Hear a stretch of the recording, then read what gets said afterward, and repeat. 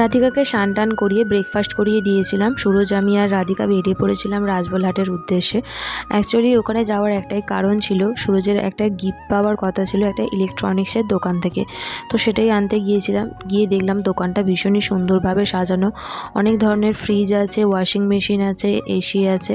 তো সুরজ একটা এসি নেবে বলেও একটু কথাবার্তা বলছিল। তো সুরজ যেহেতু এই দোকান থেকে অনেকেরই প্রায় এসি কিনে দিতে একটু হেল্প করেছিল, সেই জন্যই সুরজকে এই ফ্রি গিফটটা দেওয়ার কথা ছিল।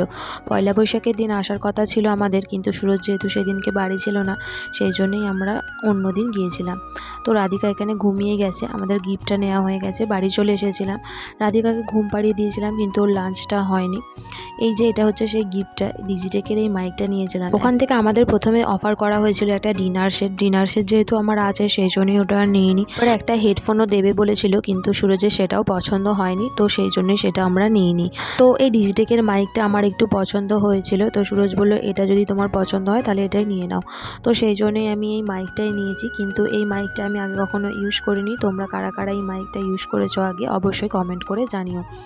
বিকালের দিকে রাধিকাকে নিয়ে একটু বইটা নিয়ে বসিয়েছিলাম, ওকে একটু বই পড়ানোর চেষ্টা করি এখন থেকেই, যতটা পারে ও ছবি দেখে একটু বলার চেষ্টা করে। অনেক জামা কাপড় পরেছিল ছাদে, তো সেগুলো তুলে নিয়ে এসে আমি একটু গোছাতে শুরু করলাম, আর রাধিকাকে ওর পাপা নিয়ে একটু বাইরের দিকে খেলতে যায়।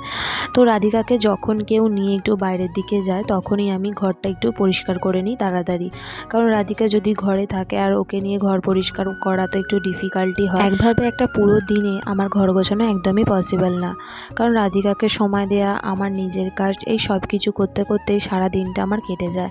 সেই জন্যই অতটা সময়ও আমি পাই না যে ঘরদোরটা একটু ভালোভাবে পরিষ্কার করব।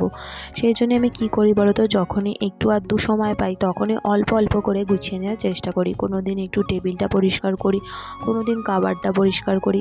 আজকে ভেবেছি কাবারটা পুরোটাই পরিষ্কার করব।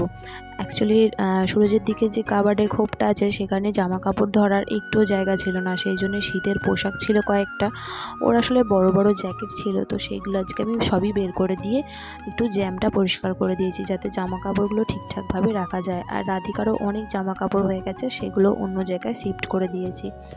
রাতের দিকে রাধিকার শরীরটা না খুব খারাপ হয়ে গেছে, সেই জন্যই ভেবেছিলাম পরের দিন রাধিকাকে ডাক্তারখানায় নিয়ে যাব, আর সেই জন্যই অঙ্কুকেও ডেকেছিলাম যে আয়না একবার রাধিকাকে নিয়ে যাব, কারণ যেহেতু রাধিকার পাপা ঘরেতে ছিল না। তো আজকের ব্লগটা এই পর্যন্তই, কেমন লাগলো অবশ্যই কমেন্ট করে জানিও। টাটা।